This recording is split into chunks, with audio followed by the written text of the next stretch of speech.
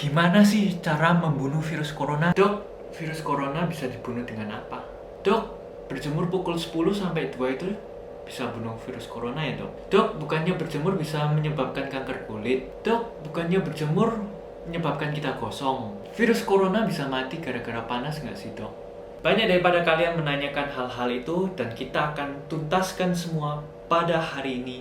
Kita akan kupas satu-satu. Hello, what's up guys? Welcome back to my channel. It's new channel, it's Glenn TV. Jadi bagaimana keadaan kalian hari ini semua? Apakah baik-baik saja dalam masa COVID-19 kali ini? COVID-19 sekarang terus berkembang menjadi lebih buruk guys. Jadi kita harus berhati-hati. Sekarang kasus yang terbaru sekarang mencapai 6.700 kasus positif di Indonesia. Nah, kasus positif corona semakin banyak menandakan banyak berita-berita yang tersebar di sana. Kita nggak tahu itu benar atau enggak, hoax atau enggak. Nah, nggak usah jauh-jauh deh. Kalian lihat sendiri, keluarga kalian pasti mengirimkan berita-berita. Minum itu, makan itu, lalu suruh minum obat itu. Nah, terutama yang paling sering kalian dengar terutama informasi yang paling kalian sering dengar sekarang adalah berjemur di bawah matahari, terutama pukul 10 sampai jam 2. Apakah itu benar guys, bisa membunuh virus corona? Mungkin orang di sana berpikir bahwa jika kita berjemur di bawah matahari, terutama pukul jam 10 sampai 2 katanya bisa membunuh virus corona. Mungkin virusnya bisa gosong kali ya, atau terbakar mungkin langsung mati, atau melepuh gitu. Nah, jadi sekarang di sini adalah pertanyaannya, apakah virus bisa dibunuh dengan matahari? Kedua, kapankah waktu yang tepat untuk berjemur? Dan berapa lamakah durasi untuk berjemur itu? Kita akan bahas ini persatu-satu dan tiap kata yang saya sampaikan ini sudah di cross check dengan sumber yang jelas. Dengan sumber yang jelas ya guys, jadi bukan dari Instagram, dari Facebook, dari Blogspot, lalu dari apa lagi guys? Kalian tahu lah pokoknya yang sumber-sumber gak jelas itu. Kita harus selalu cross check dengan sumber yang lainnya. Dan sumber ini bisa kalian lihat di description bawah ini sudah aku tulis. Nanti kalian bisa lihat apakah sumber ini memang sungguhan tertulis di situ. Oke, sebelum kita lanjut lebih dalam, jangan lupa untuk subscribe, like, and comment below. Dan buat kalian yang belum tahu aku adalah Glenn Axel. Kalian bisa kepoin kehidupanku di Instagram di sini. And sebelum kita lanjut, aku mau ganti baju supaya lebih kelihatan lebih profesional. Be right back.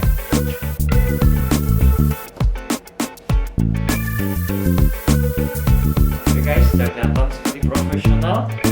Let's go for it. Oke, sekarang banyak daripada kalian menanyai mengenai apakah virus itu bisa mati nggak sih dok? Apakah vitamin D bisa mencegah virus corona dok? Apakah berjemur bisa membunuh virus corona? Dok, virus corona itu bisa gosong. Dampak buruk dari sinar matahari apa sih dok?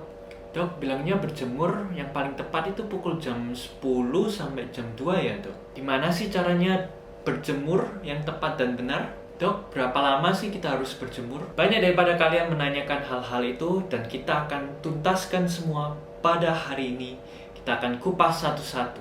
Sekarang ini belum ada obat yang bisa membunuh virus COVID-19. Tetapi COVID-19 ini bisa dicegah. Gimana sih caranya? Salah satunya adalah meningkatkan sistem imun tubuh kita. Banyak cara untuk meningkatkan sistem imun kita. Salah satunya adalah meningkatkan kadar vitamin D kita. Selanjutnya yang kita perlu tahu, apa sih fungsi dari vitamin D ini sebenarnya? Yang pertama, fungsi dari vitamin D ini bisa meningkatkan sistem imun tubuh kita. Dengan cara gimana? Dia akan mengaktifasi sistem imun kita supaya beraktivitas untuk melawan virus dan corona yang masuk ke dalam tubuh kita. Yang kedua, ada beberapa research yang saya baca kemarin, kalian bisa lihat di sini. Kekurangan vitamin D ini bisa meningkatkan resiko kita terkena infeksi, terutama infeksi saluran pernafasan. Selain itu, kalian juga harus tahu bahwa kekurangan daripada vitamin D ini bisa menurunkan fungsi kemampuan paru-paru kita untuk melawan infeksi-infeksi yang masuk ke dalam tubuh kita. Nah, kalian sudah tahu sekarang fungsi daripada vitamin D. Sekarang pertanyaan selanjutnya, vitamin D ini dapat dari mana sih dok? Nah, 90% didapat daripada matahari. Udah ada matahari sekarang. Nah, 90% dari matahari. Lalu 10%-nya dari mana, Dok? 10%-nya dari makanan kita, seperti ikan laut, seperti ikan berlemak, salmon atau tunai, telur dan ayam, susu, atau sebagainya. Sekarang kita harus tahu radiasi matahari yang masuk ke bumi itu dibagi menjadi 3. Yang pertama adalah ultraviolet, yang kedua adalah sinar yang tampak, yang ketiga adalah infrared. Nah, setiap daripada 3 radiasi ini memiliki panjang gelombang yang berbeda-beda. Bisa lihat di sini. Nah, oleh sebab itu di negara dingin belum tentu kita nggak mungkin gosong, karena bisa aja ada UV tapi tidak ada infrared. Dan belum tentu jika kita silau itu bisa membuat kita gosong, karena ada infrared tapi tidak ada UV. Nah, kita akan masuk lebih dalam mengenai UV atau ultraviolet. Jadi berdasarkan panjang gelombang dibagi menjadi 3, yaitu UVA, UVB, dan UVC. Kita tidak usah menghiraukan yang UVC, karena ini ditahan oleh lapisan ozon kita di bumi. Nah, yang kita perlu tahu adalah UVA dan UVB. UVA ini bisa menyebabkan kerusakan kulit, seperti penuaan atau membuat keriput, dan juga bisa menyebabkan kanker kulit. UVA ini juga bisa menembus kulit. Nah, yang kedua adalah UVB. Ini yang kita cari-cari. Kenapa? Karena dia yang produksi vitamin D. Tapi dia tidak bisa menembus kaca.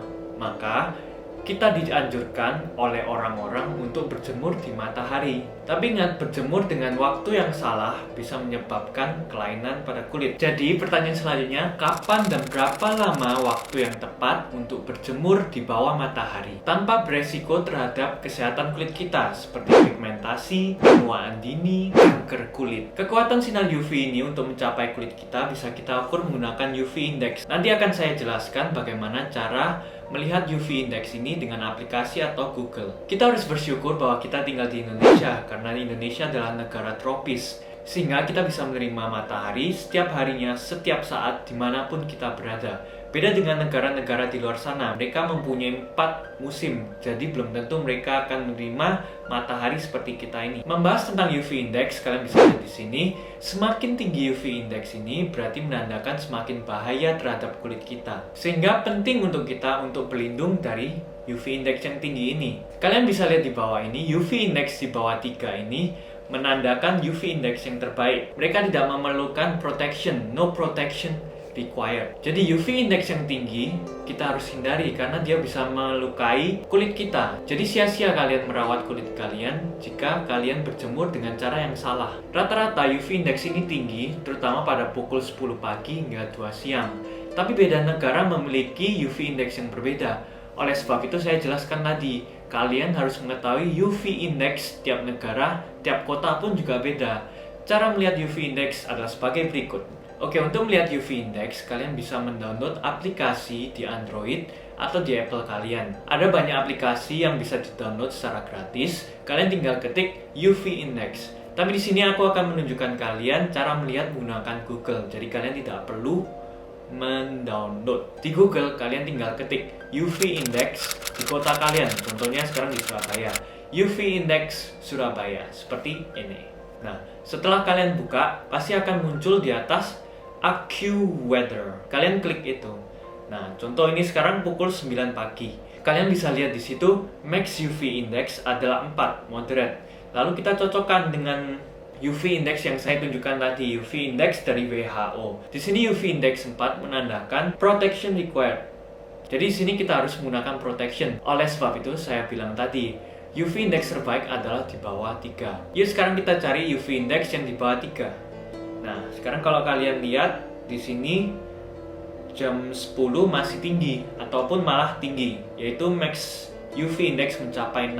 Berarti kalau kita mau UV index di bawah 3, kita harus mencari sekitar 2 ke atas. Nah, di sini pada pukul 2 masih tinggi. Sekarang kita cari yang lebih rendah lagi, yaitu pukul 4.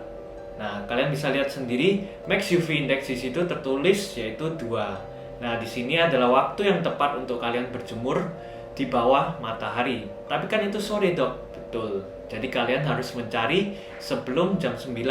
Biasanya di Surabaya rata-rata UV index untuk mencapai di bawah 3 yaitu pukul 8 sampai 9. Sekarang kalian sudah tahu pukul berapa kalian harus berjemur.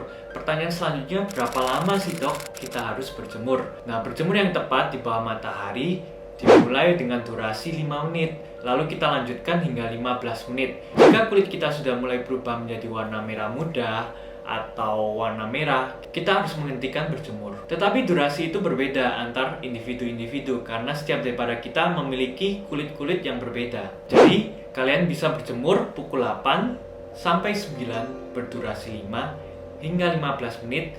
Kalian hentikan jika merah muda, dan ini cukup dilakukan sebanyak 2-3 kali per minggu.